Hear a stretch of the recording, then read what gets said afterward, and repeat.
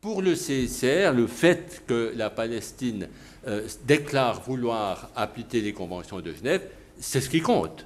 C'est ce qui compte. C'est pas qu'on le considère ou non comme un État. Le CICR n'a pas, lui, à prendre position sur cette question-là.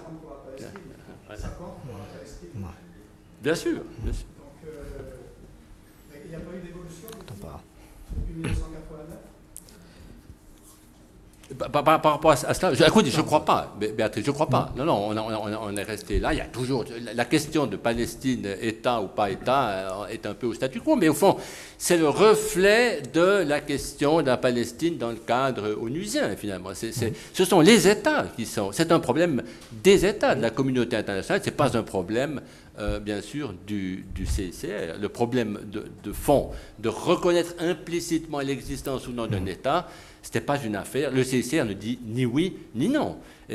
Alors, ce n'est pas de la lâcheté, mais c'est simplement parce qu'il connaît son rôle, qui n'est pas son rôle de prendre de telles positions. Le CICR ne pourrait plus travailler dans le monde s'il devait prendre des positions politiques sur ce genre de questions. Vous le comprendrez bien. Une réaction de Philippe Richman, je crois.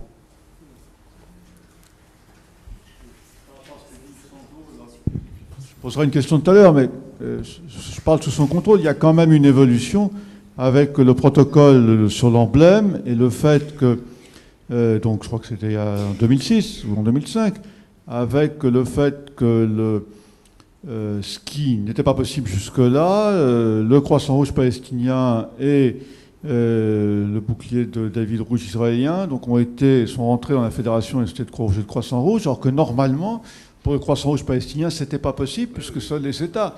Donc la conférence diplomatique qui s'est réunie à ce moment-là, de fait, et c'est un petit peu ce que vous dites, a quand même fait une avancée supplémentaire dans la quasi-reconnaissance étatique, même si elle ne dit peut-être pas... Il y a quand même, me semble-t-il, une évolution depuis 2005. D'accord, merci. Je vous propose, avant qu'on enchaîne sur les nouvelles approches possibles, quand même que donc on ait une réponse de Jean-Luc Florent, qui à lui seul ne décide pas seul de la politique étrangère de la France, mais qui répondra quand même à la double interpellation qui lui est faite, donc sur les réserves françaises par rapport au protocole de 77, et puis sur ce que Ronnie Broman a appelé sévèrement le tour de vis français à la faveur de la crise de Gaza. Merci. Non, effectivement, ce n'est pas moi qui décide. Mais souvent, c'est moi qui suis appelé pour essayer de trouver des remèdes à certaines décisions. Bref. Non, s'agissant des réserves françaises au protocole de 77, au protocole 1, d'abord, il n'y a pas que des réserves, il y a beaucoup de déclarations pour essayer de donner des interprétations sur certains termes utilisés dans le cadre des protocoles. Comme je le disais dans mon propos liminaire, les deux protocoles non seulement rappellent des règles de base, mais développent. Et c'est essentiellement sous l'angle du développement de ces règles que ce protocole a posé ou continue de poser un certain nombre de difficultés à un certain nombre d'États.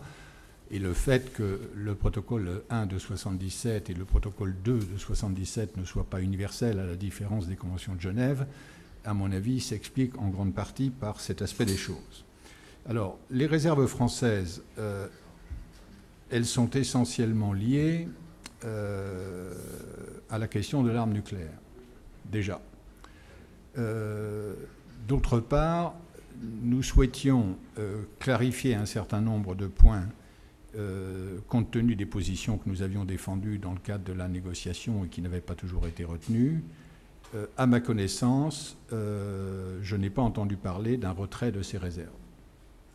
S'agissant de la clause de compétence universelle que vous voyez dans les conventions de Genève, nous avons une vision juridique différente, puisque nous considérons, en France en tous les cas, que ces conventions ne prévoient pas de clause de compétence universelle au même titre que des conventions ultérieures, notamment dans le domaine de la lutte contre le terrorisme, par exemple, et qu'à partir de là, nous n'avons pas à appliquer la clause de compétence universelle, que d'ailleurs la France n'applique jamais, puisque, comme vous le savez, nous n'appliquons que ce que l'on appelle la clause de compétence quasi-universelle. C'est-à-dire qu'il faut que, même si le crime a été commis à l'étranger, par un étranger, contre un étranger, à tout le moins que l'auteur de ce crime se trouve sur le territoire français au moment du dépôt de la plainte le concernant. Donc ça n'est pas de toute façon la compétence universelle, mais la compétence quasi universelle.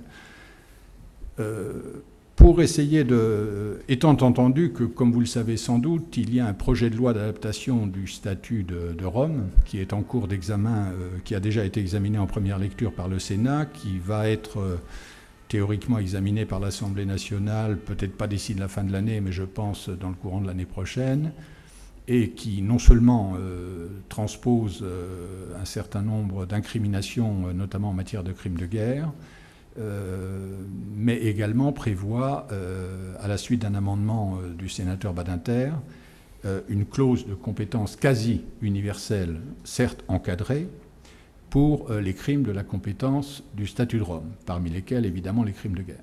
Donc c'est peut-être un élément de réponse à votre question.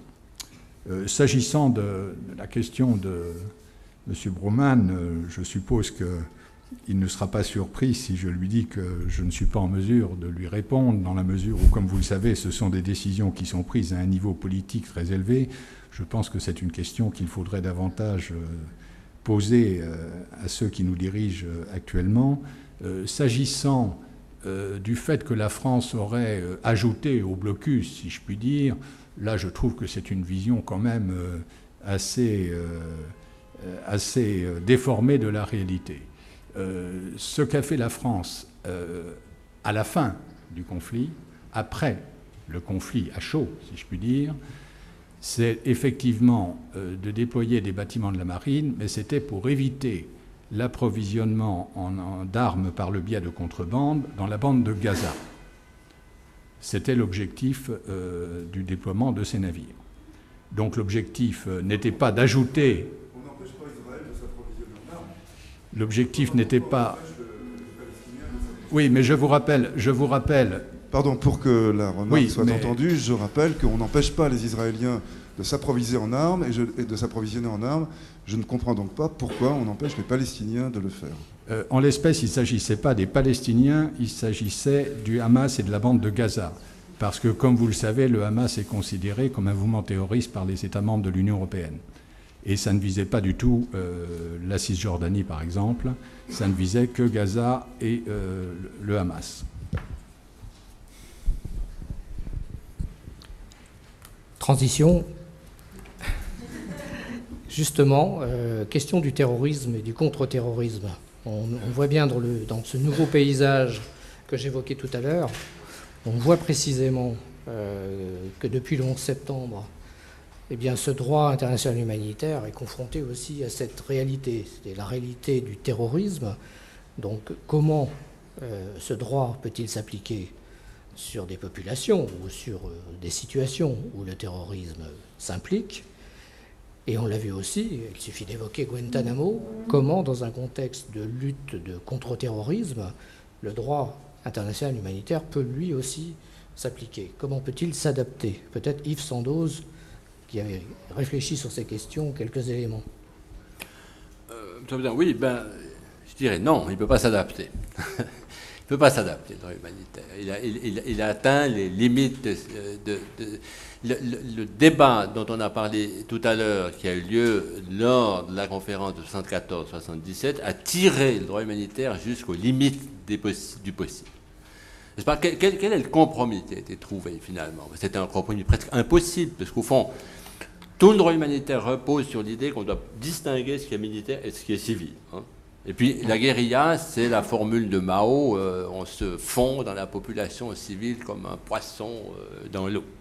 Donc on voit bien que comment est-ce qu'on peut distinguer si les combattants sont mêlés aux civils. Alors le compromis qui a été trouvé en 77, c'est de dire, bon, vous pouvez le faire, mais vous devez porter ouvertement les armes quand vous vous battez. Alors ouvertement les armes, ça ne veut pas dire qu'on doit annoncer à distance qu'on est là. Dans tous les conflits armés, il y a eu des soldats camouflés, des embuscades.